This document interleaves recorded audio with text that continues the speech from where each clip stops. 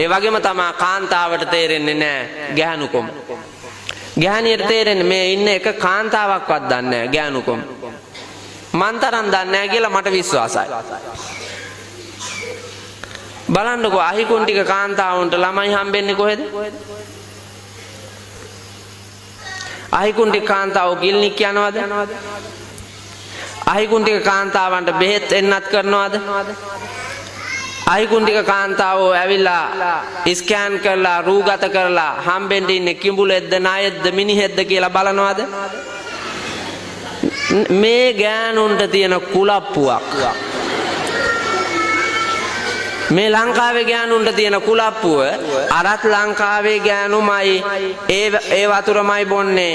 ඊටත් වඩා අපිරිසිදු වතුර බොන්නේ. ඊටත් වඩා අපිරිසිදු කෑම කන්නේ. අපිරිසිදු තැනක බුදියන්නේ. ජීවිතේම මහමග කොහේ හරි කනත්තක ගත වෙන්නේ.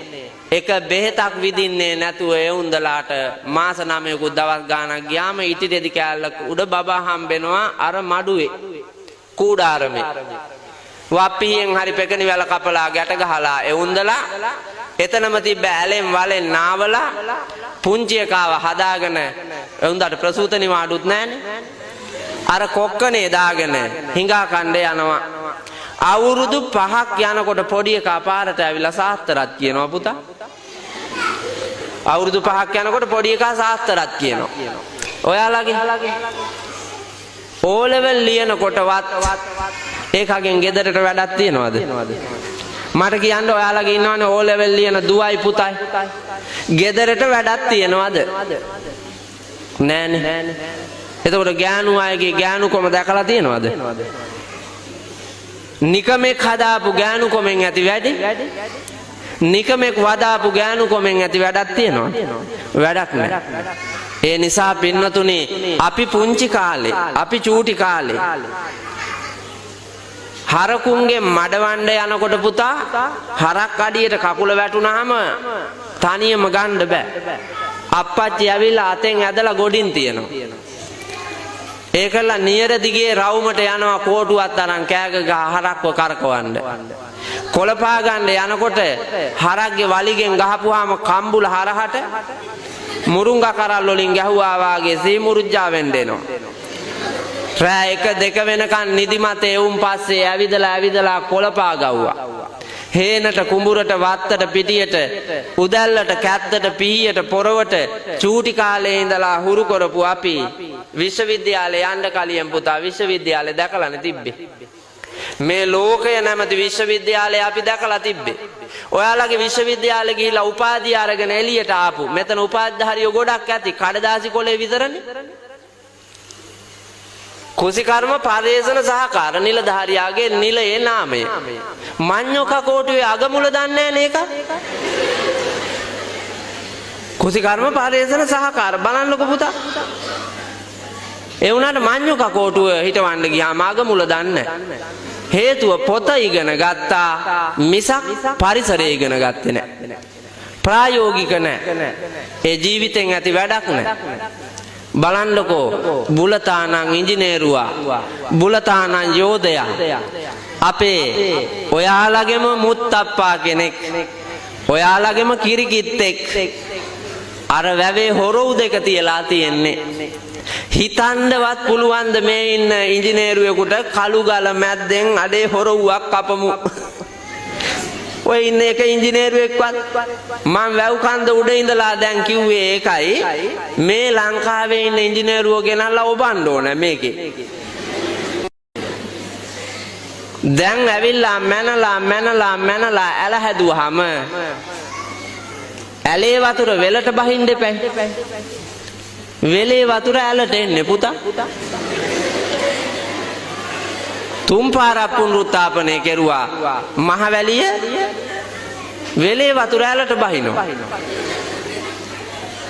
ඒ තරම් දැක්ම කඩදාසි කොලේ දැක්කා විතරයි.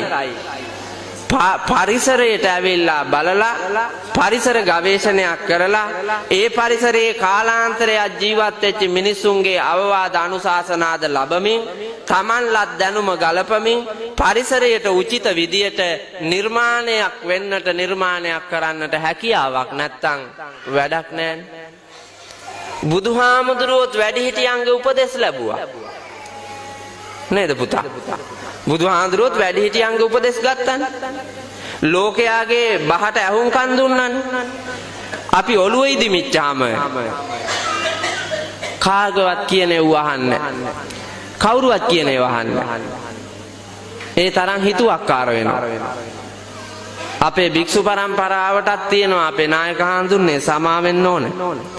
අපේ භික්ෂු පරම්පරාවටත් තියෙනවා ගැළපෙන්නේ නැති හිතුවක්කාර වැඩ පුතා. භික්ෂූත්වය කියන එක අවබෝධ කරගෙන ඒ භූමිකාවට උචිත දේවල් ටික කෙරුවා නම් මේ ලෝකයේ සම්බුද්ධ ශාසනය දසදහසක් කල් පවත්වන්න එච්චර අමාරු නෑ. ලෝක ප්‍රජාව මෙනවා. මෙච්චර හිතුවක්කාර හාමුදුරුවරු ඉඳිද්දිත් මිනිස්සු තවම පුතා හොයාගෙන ඇවිල්ලා දාඩිය මහන්සියෙන් පිළියෙල කරපු දානේ දෑතින් පිළිගන්නලා පසඟ තියලා වන්දනා කරන්නට තරම් සැදැහැබරයි. තවත් සැදැහැබරයි. බුද්ධ න්‍යායට අනුවම ස්වාමින් වහන්සේලා කටයුතු කරන්නේ නම් මොනතරම් වන්දනීය වෙයිද? හිතුවක්කාරකමට ගහ ගන්නවා පුතා පාරේ ගහ ගන්නවා. ගිහියන්ට දේශපාලන පක්ෂ තියෙන්න පුළුවන්. හාමුදුරුවරුන්ට තියෙන්න බෑ. බෞද්ධ දර්ශනයට අනුව තියෙන්නම බෑ. කවුරු මොන යතිවරයා ඇවිල්ලා කිව්වත් ත්‍රිපිටකේ කොහේ හරි පෙන්වන්න කියලා එහෙම එකක් නෑ පුතා. එහෙම බෙදුනොත් භික්ෂුත්වේ නෑ.